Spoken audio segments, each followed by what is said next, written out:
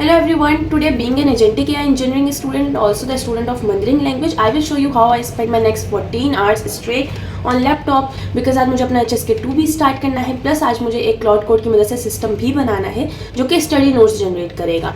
So basically एक दफ़ा मैं ये सिस्टम कंप्लीट बना चुकी हूँ लेकिन मैं इसको दोबारा बनाऊंगी और मैंने इससे HSK2 के भी कंप्लीट नोट्स जनरेट करवाए थे प्लस ह्यूमनॉइड रोबोट्स के ऊपर भी एक डिटेल्ड गाइड मैंने इससे जनरेट करवाई थी। बहुत अच्छा रिजल्ट है बेसिकली इसका।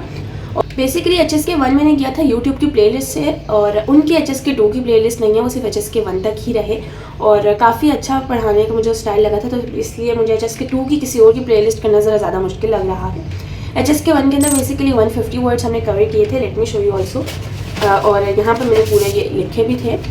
सो बेसिकली इनिशियल्स एंड फाइनल्स आ जाते हैं, देन आपकी नी हाउ से स्टार्ट होता है सब कुछ और 150 वर्ड्स होते हैं। इसमें ग्रामर का इतना इशू नहीं आता और काफ़ी अच्छे से एक एक वर्ड डिटेल मैंने कर लिया था। बेसिकली मैंने 14 मंथ्स को 4 पार्ट्स के अंदर डिवाइड किया था और 1 पार्ट के लिए मैंने रखे थे 3 मंथ्स, लेकिन वो काम मेरा हो गया 1.5 मंथ्स के अंदर ही क्योंकि ये बहुत ज़्यादा आसान थे। अब HSK2 के लिए हमें 150 वर्ड्स एंड 150 दूसरे वर्ड्स करने हैं, फिर HSK3 के लिए 301 और 2 के वर्ड्स और 300 न्यू वर्ड्स करने हैं और फिर HSK4 के लिए आपको 600 न्यू वर्ड्स करने पड़ते हैं। तो HSK4 से ज़्यादा मुश्किल होता है, इसलिए 1 2 3 हम खुद ही करेंगे और 4 के लिए फिर कोई इंस्टीट्यूट ज्वाइनिंग होगी या फिर क्या कहते हैं ट्विटर वगैरह से होगा। HSK1 के लिए मैंने फिजिकल बुक नहीं ली थी, ना ही HSK2 के लिए लूँगी, लेकिन 3 और 4 के लिए लूँगी। दराज से मिल रही है 4K से 6K के अराउंड पे ये बुक अवेलेबल है दराज के ऊपर। HSK1 बहुत आसान था, मैंने 1.5 महीने में कर लिया। HSK2 जो है वो मेरा खुद असम्पशन है कि मैं जनवरी के लास्ट तक कर लूँगी, यानी पूरे महीना अभी है, तो 1 महीने के बाद HSK2 भी हमारा हो जाएगा। उसके बाद 9 मंथ्स होंगे HSK3 एंड HSK4 के लिए और नवंबर में आई गेस जाके HSK4 का टेस्ट होता है। नेक्स्ट फ्यू लाइंस में अपने आप को चाइनीज़ के अंदर इंट्रो ग्रीटिंग्स वगैरह जो होती हैं उस वो करूँगी, plus nice to meet you and thank you for watching my video को किस तरह आप मंdarin के अंदर बोल सकते हो वो करते हैं।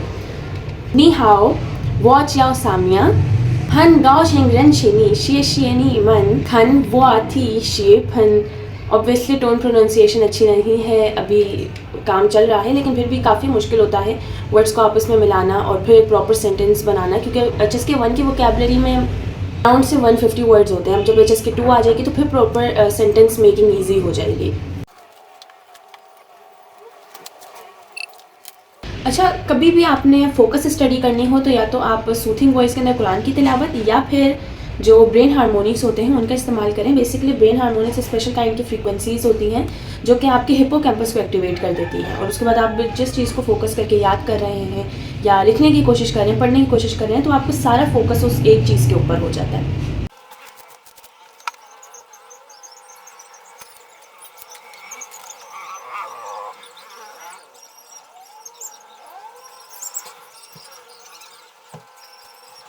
अच्छा, HSK2 की जो क्लास 1 है उसका जो पार्ट 1 है उसके जो पहला डायलॉग है वो है वो याओ चू पेजिंग लिu युए नीचोए दा शमशी हुआ चू जुए हाओ, यानी कि what is the best time to visit Beijing, what you think about it. तो अगर यहाँ पे बेजिंग को चेंज करके आपने पाकिस्तान करना हो तो वो इस तरह बनेगा वो याओ चू पाकिस्तान लिu युए नीचोए दा शमशी हुआ चू जुए हाओ। बेसिकली इस लाइन के अंदर 4 न्यू वर्ड्स हैं जो HSK2 के हैं, 1 के नहीं हैं, तो उनकी प्रोनाउंसिएशन अभी ऑब्वियसली क्लियर नहीं है और अब देखते हैं कि इसको लिखा कैसे है।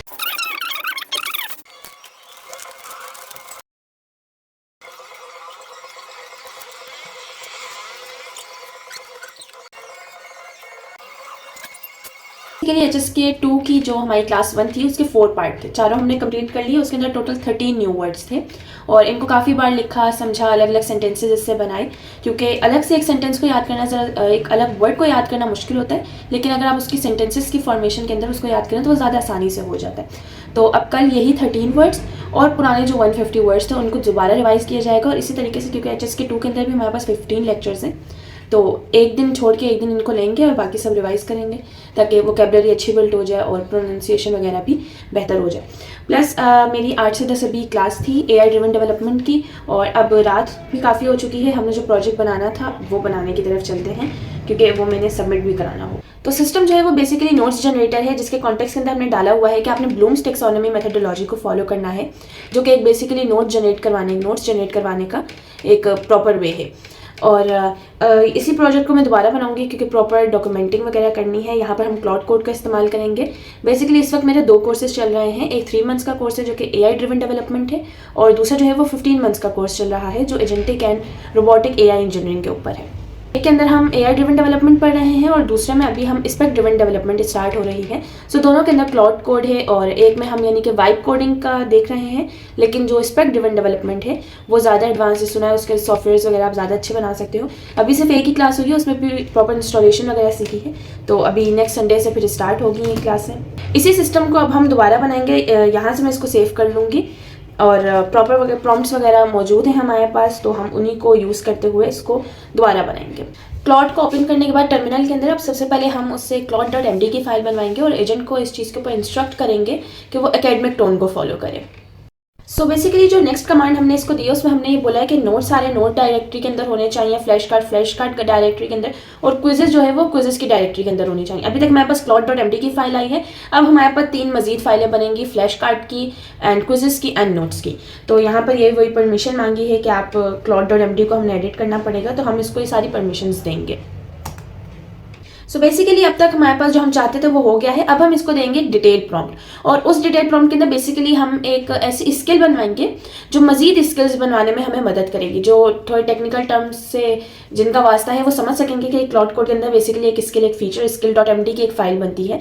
तो हम एक ऐसी स्किल बनवाएंगे जो हमें मजीद स्किल्स बनाने में मदद करेगी, जो ऑटोमेटिकली उसके अंदर सारी इन्फॉर्मेशन मौजूद होगी कि किस तरीके से बनाना है। सो बिल्कुल डिटेल प्रॉम्प्ट होगा, जल्दी से वो लिखते हैं और फिर आगे देखते हैं कि क्लाउड कोड हमें क्या आउटपुट देता है।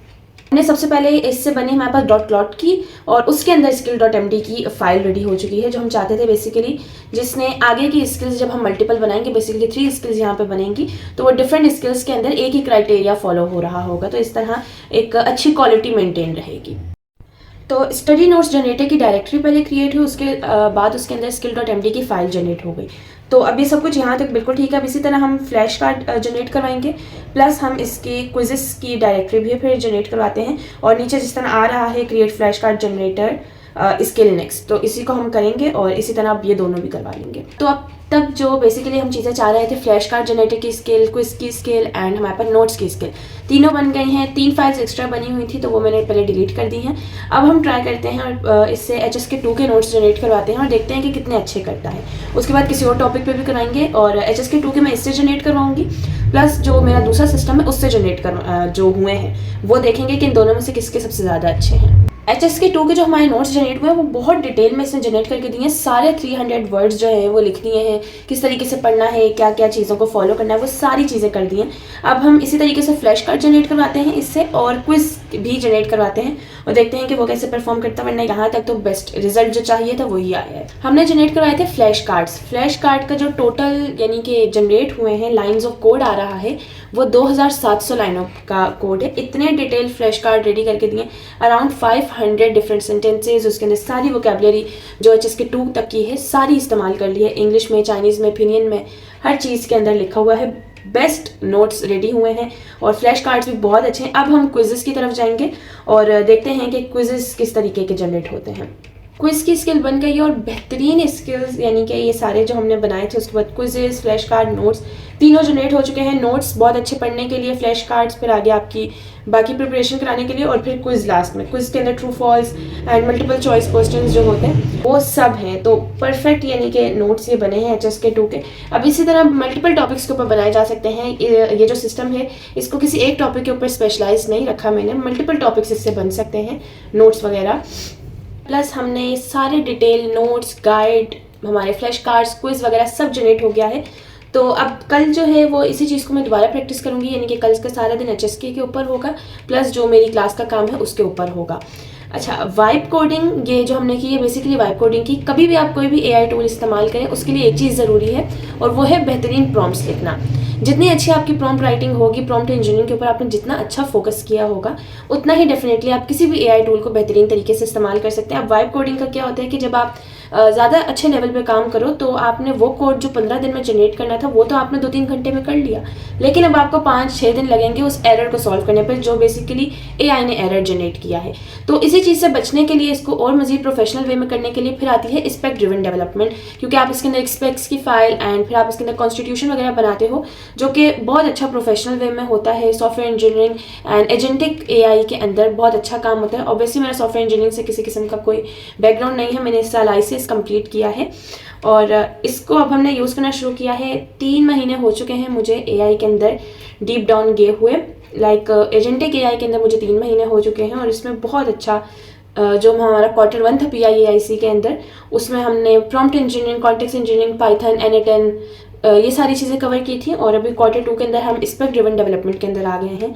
तो अभी नेक्स्ट हमारे रहते हैं 12-13 महीने रहते हैं, तो और अच्छा क्लियर पोर्टफोलियो जनरेट होगा नेक्स्ट 12 मंथ के अंदर और ये सारी चीज़ें जो है वो इवेंचुअली मुझे हेल्प करेंगी बिगेस्ट अपॉर्चुनिटी, ड्रीम अपॉर्चुनिटी तक पहुंचने के लिए। ओके, तो वीडियो को हम यहीं पे क्लोज करते हैं। छिए छिए नियमन वोमन जय जियन।